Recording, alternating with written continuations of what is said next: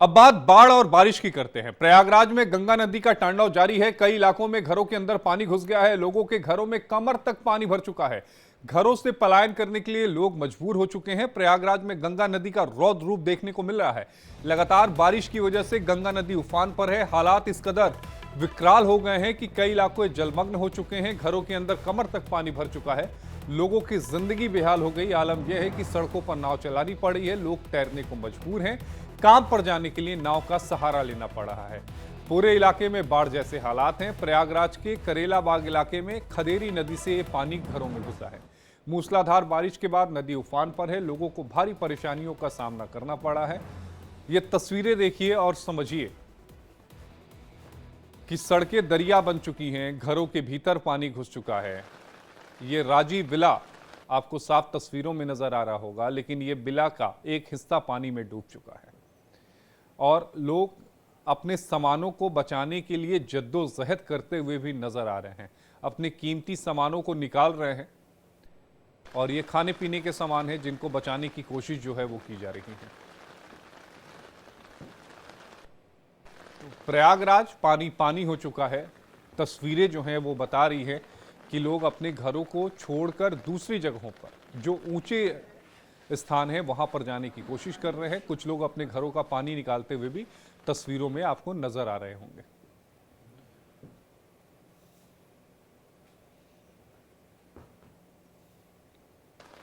आइए अब आपको दिखाते हैं प्रयागराज की 4 तस्वीरें।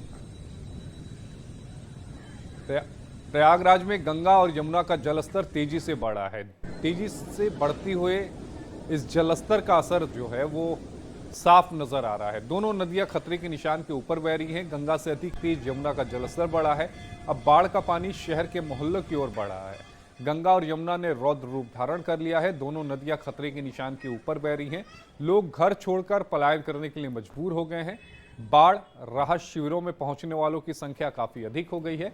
इससे राहत केंद्रों की व्यवस्था भी चरमरा गई है। नदियों के किनारे स्थित सभी बाढ़ रात चौकियों पर अधिकारियों और कर्मचारियों की तैनाती कर दी गई है। नावों के साथ मोटर बोट भी लगा दिए गए हैं। राहत शिविरों का भी संचालन किया जा रहा है।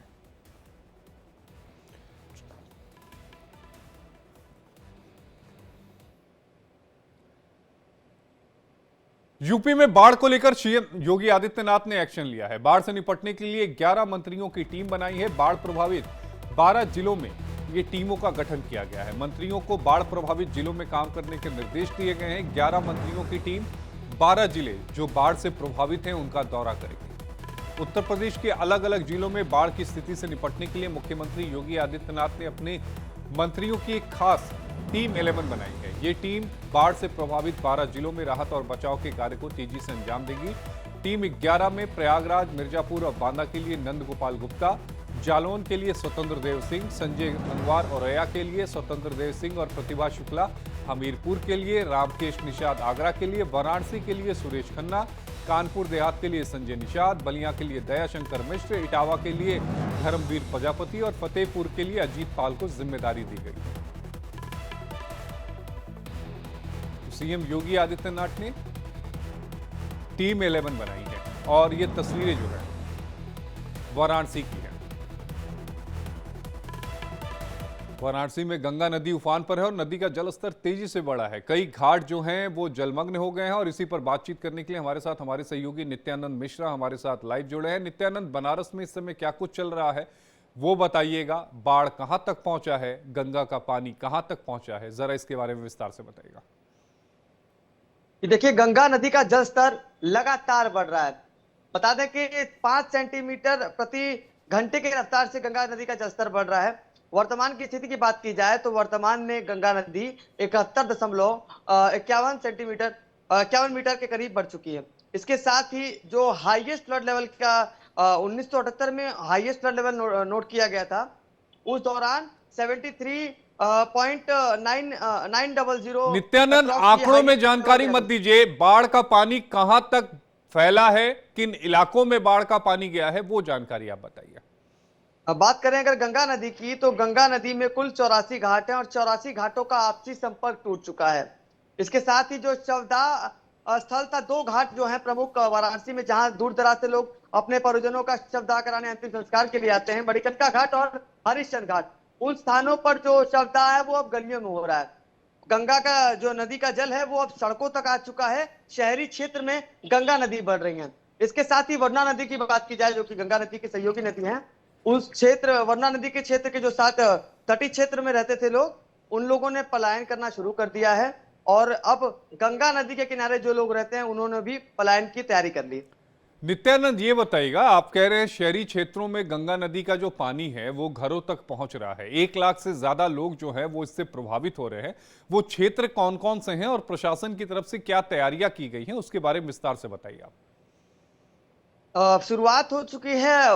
वाराणसी का जो प्रमुख घाट है 80 घाट, 80 घाट की बात की जाए तो 80 घाट पे सड़कों तक पानी आ चुका है। अब वो धीरे धीरे और शहर की ओर लंका की तरफ बढ़ रहा है। इसके साथ ही सामने घाट की बात की जाए तो सामने घाट पे भी जो गंगा नदी का जल है वो अब सड़कों पर आ गया है। लोगों का आवागमन उसी सड़कों पर चल रहा है। मेन सड़क तक अब गंगा नदी का जल आ चुका है।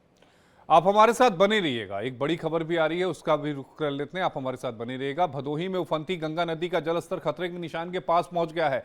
फसलें बर्बाद होने लगी है। किनारे के कुछ घर, मकान और आश्रम बाढ़ के पानी से घिर चुके हैं। नदी का जलस्तर खतरे के निशान से 81.20 मीटर के करीब पहुंच गया है। पिछले 48 घंटों में नदी का जलस्तर तेजी से बढ़ा है। हर घंटे जलस्तर में 3 से 4 सेंटीमीटर की बढ़ोतरी हो रही है। लगातार बढ़ते जलस्तर से जिले के कोनिया इलाके में तटवासी जो तट के आसपास रहने वाले लोग हैं, जिन्हें हम तटवासी भी कहते हैं, दहशत में आ गए हैं। प्रशासन बाढ़ को लेकर अलर्ट है और नजर भी बनाए हुए है। 22 बाढ़ चौकियां, राहत शिविर स्थापित कर निगरानी की जा रही है। तो ये वो तस्वीरें हैं आपके टीवी स्क्रीन पर।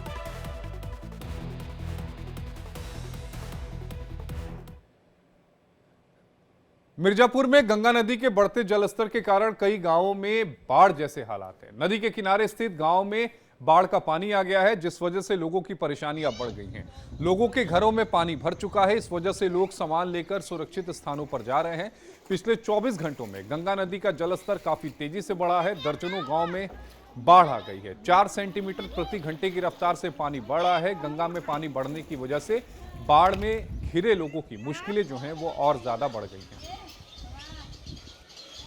ये तस्वीरें हैं मिर्जापुर की। बाढ़ का पानी घरों तक पहुंच चुका है, गांवों तक।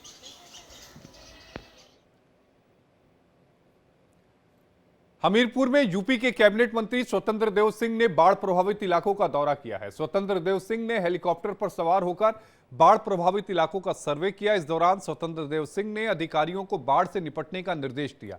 इसके बाद उन्होंने पीड़ितों से मुलाकात की और हर संभव मदद का भरोसा दिया।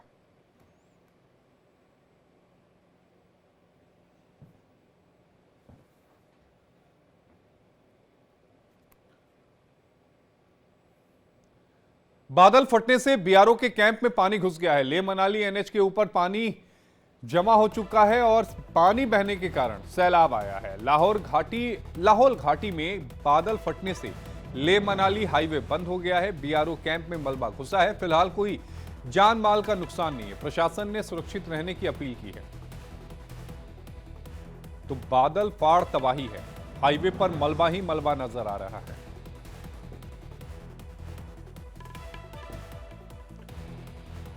तो मंडी लेह मार्ग पर बादल फटने से ये तबाही मची है। तकरीबन ये 50 मीटर का है, 2 मीटर हाइट है। इसमें बहुत बड़े बड़े बोल्डर्स भी आए हैं। तो बीआरओ की टीम लगी हुई है इसे हटाने में। अभी हमने दोनों तरफ से हम मशीनें लगा रहे हैं यहाँ पे, और हमारा प्रयास है कि जल्द से जल्द खुल जाए और सभी लोग सेफ हैं। यहाँ पे कोई कैजुअल्टी नहीं हुआ है। राजस्थान में भी बाढ़ और बारिश की मार है। बारिश के बाद 2 मकान जमींदोज हो गए। आसपास के मकान को खाली कराया गया है। घटना में कोई हताहत नहीं हुआ। राजस्थान के बीकानेर में बारिश के बाद 2 मकान 30 फीट गहरे गड्ढे में धंस गए। घटना के बाद प्रशासन ने एहतियात के तौर पर आसपास के 7 मकानों को खाली करा लिया है। जानकारी के मुताबिक मकान के नीचे जमीन खोखली थी। घटना के बाद असुरक्षित मकानों को चिन्हित कर दिया गया। पीड़ित मकान मालिक ने रोते हुए बताया कि वो अपने बच्चों के साथ मकान के आगे वाले हिस्से में थे।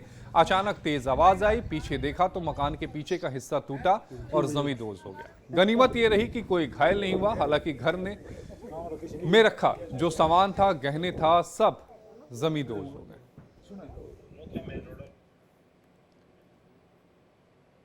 अब बात राजधानी दिल्ली की भी कर लेते हैं, क्योंकि दिल्ली एनसीआर में झमाझम बारिश से मौसम जरूर बदला है, लेकिन भारी बारिश से कई इलाकों में पानी भर गया है। लबालब सड़कें, आवाजाही प्रभावित हुई है। दिल्ली में 5 अगस्त तक भारी बारिश की जो संभावना है वो बनी हुई है।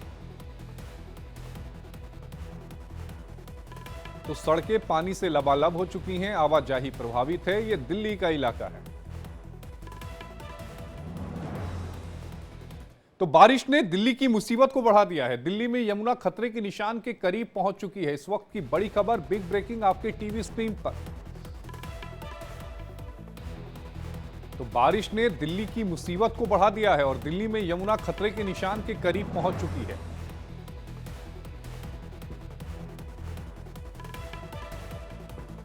तो दिल्ली में 5 अगस्त तक लगातार बारिश का,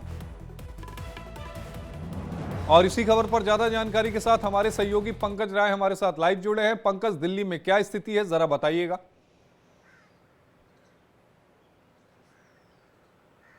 बिल्कुल आशीष, आप देखिए दिल्ली का अगर जलस्तर की बात किया जाए, यमुना में लगातार जो है धीरे धीरे जलस्तर बढ़ रहा है। अगर आज की बात किया जाए तो आज 204.14 दर्ज किया गया, जो कि खतरे के निशान से थोड़ा नीचे है। लेकिन तैयारियां जो सरकार और दिल्ली बाढ़ आपदा जो नियंत्रण बोर्ड है उनकी तरफ से तैयारियां लगातार जोरों पर हैं। 24 घंटे इस पर पूरा इस गतिविधि पर लगातार नज़र रखी जा रही है कि यहाँ पर स्थिति क्या है। टीमें जो है लगातार इस पर नज़र बनाई हुई हैं कि जल स्तर का कितने स्तर तक पहुँचता है तो दिक्कतें आती है। अगर देखा जाए तो पिछली बार 207 मीटर जब यहाँ पर जल स्तर बढ़ा था तो उसके बाद कहीं न कहीं निचले इलाकों में पानी घुसना आरंभ हो गया था। तो इसको लेकर के सरकार अलर्ट है। सरकार की तरफ से जो दिल्ली जल विभाग की टीम है वो भी अलर्ट है। लगातार टीमें गठित की गई हैं, टीमें नजर रख रही हैं किसी भी आपदा स्थिति से निपटने के लिए। किस तरह से अगर रिहायशी इलाके में पानी अंदर जाता है तो उसको निकालने का क्या तरीका रहेगा, तमाम चीज़ों की तैयारियां लगभग पूरी कर ली गई हैं सरकार की तरफ से। और दिल्ली आपदा नियंत्रण बोर्ड जो है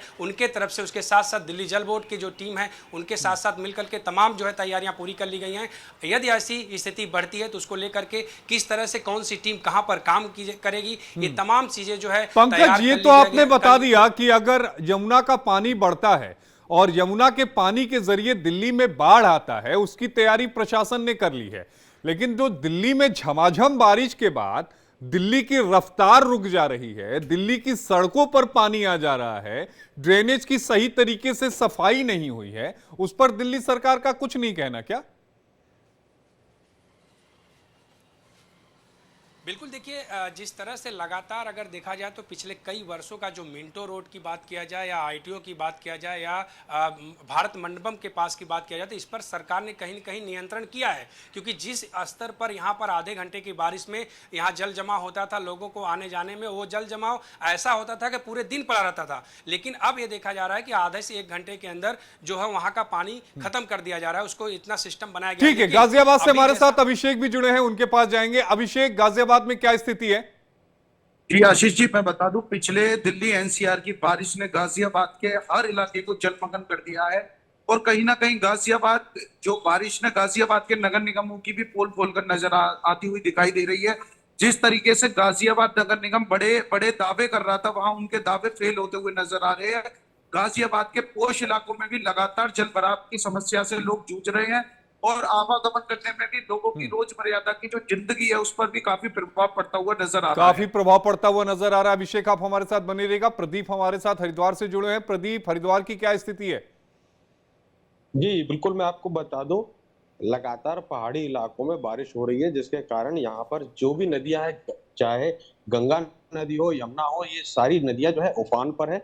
लेकिन हालांकि जो प्रशासन जो है अलर्ट मोड पर है, मॉनिटरिंग जो है प्रॉपर तरीके से की जा रही है और जो भी तट पे जो भी इस समय रुके हुए हैं उनको वहां से हटाया जा रहा है, आपको बता दूं। और वहीं मुख्यमंत्री ने भी आपको बता दूं, उनका कहना यह है कि अनावश्यक जो यात्रा है उससे बचा जाए, क्योंकि ऊपर पहाड़ी इलाकों में भूस्खलन की जो स्थिति है वो काफी विडंबना की है, क्योंकि बारिश के कारण कहीं पर भी भूस्खलन जो है तत्काल हो रहा है। और हालांकि जो प्रशासन है लगातार अलर्ट मोड पर है। जी, प्रशासन लगातार अलर्ट मोड पर है। आखिरी सवाल नित्यानंद से ले लेता हूं, वाराणसी से। प्रशासन की तरफ से क्या तैयारियां हैं नित्यानंद?